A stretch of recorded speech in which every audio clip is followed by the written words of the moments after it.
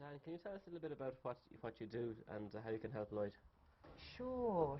My therapy identifies and then corrects injuries that horses get before they actually go lame, which leads to the lameness. So by assessing Lloyd, I can watch how he moves and his natural posture, or how his posture is at this time, and assess what parts of his body he's looking after, as in compensating for, and this will be evident in the way he moves. First of all is that the horse is travelling with his hindquarters a little off to one side, and his hocks and his fetlocks are very close together behind. He's wide enough in the pelvis to not need to do that, so that tells me that there's some weakness up in the lower back. And then his forelimbs travel close together when they're in the air. So the right hind's the one that has me a little bothered. Okay. Because it steps to the midline. What does that mean? It steps across to the centre and not directly behind the front leg. Would that be a sign of an old injury, or?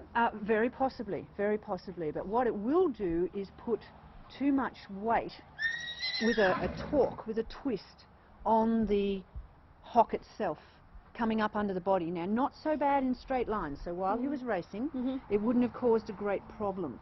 But once he starts circle work and dressage and jumping, where he has to jump off an angle, then we're going to have problems. Yeah. So we need to address that. Okay. And Brian, I'd like to see him trot now, please. A nice brisk trot. Straight away we see the right hind is stepping way into the midline. Okay. And if you watch him coming towards us now, you'll see that both hind feet are almost on the same line. Yeah, I do see that. They're not on separate lines.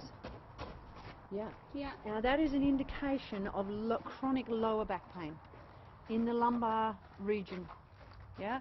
And the horses tighten up in the whole of the loin and draw the hind feet together like that. Yep. More so on the right. Yes. I do see that. Yes. But see when he turns there. Yes, he almost he almost cannot swivel on the right hind at all.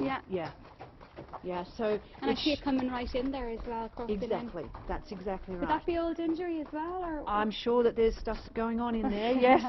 But I know that we'll be able to make improvement with this horse. Now, he's not lame. This is what we call a subclinical lameness, that you just feel in the corners of the dressage arena, or he won't go forward and stay bending, or he won't stay round.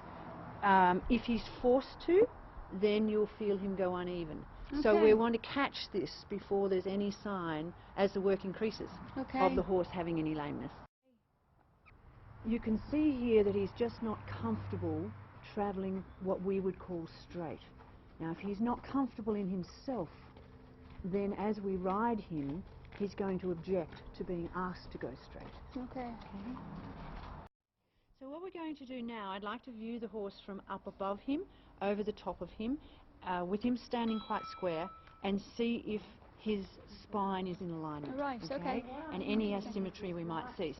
Lucinda, if you take that piece of mane forward so that I can compare the two scapula, the top of his shoulder blades. What we can see here, what I can see, is quite a difference.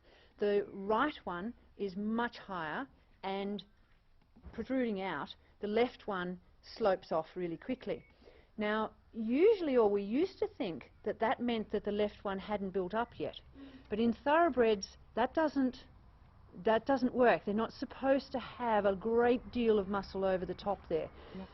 So what my work has proved is that the shoulder blade that has the highest one is actually the one with the major problem.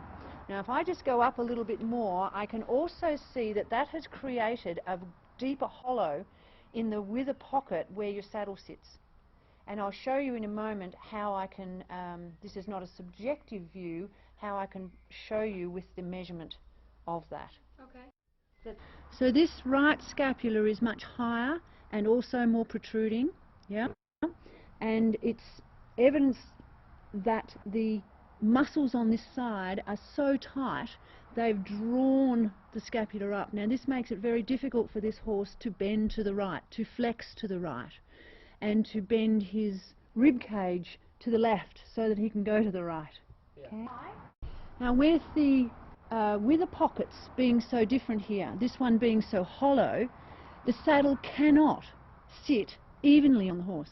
So we don't have even weight distribution, and the saddle will get hooked in behind the scapula and create a further problem for him to turn right. So to measure this accurately, I'm going to use a flexible ruler and pop it over the top and make a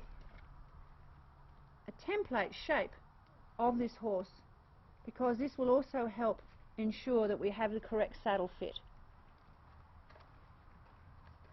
Okay, here we go. Now this is what we're left with. We're left with this right side bulging out here, and this one sloping off as it should. This level here is higher than this level. Okay, now we're going to look at the wither pockets. Now I'm going to pop this and shape it to his wither pockets, and we are directly over the top. Now I've got it quite forward here. Perhaps I'll come back a tiny bit where a saddle would actually sit. Okay. Now this is the shape we have. So this one is curved out so much more, especially from this section to this section. And when we draw that onto paper, and it's so much easier to see. People often ask me, what relevance does this have? So what if the horse is higher on one side than the other? But in actual fact, it's an indicator that he's not using himself evenly, and therefore how can he use himself as well on either side? Now if we want the horse as a dressage horse, he needs to be strong and level on both sides. If we want the rider sitting straight and the saddle sitting straight and the horse able to perform its best, it's important that we take this into account, especially with our saddle fitting. This breast muscle is bigger. Now we've got to be very careful here, because it could be the way he's standing. So if his head's level and his weight is dead level, I can see that this muscle is definitely larger. Now that could be changed if I push on him and put weight on the other side, okay? So this tells you how Lloyd chooses to stand. He chooses to stand on this side all the time. He's taking weight off that leg. So once again, he's showing us that there is some sort of trouble on his right side. My work is equine neurophysiologic therapy. I deal with issues that horses have before they go lame. I can certainly help if they are lame, but it's much better to get them before they go there.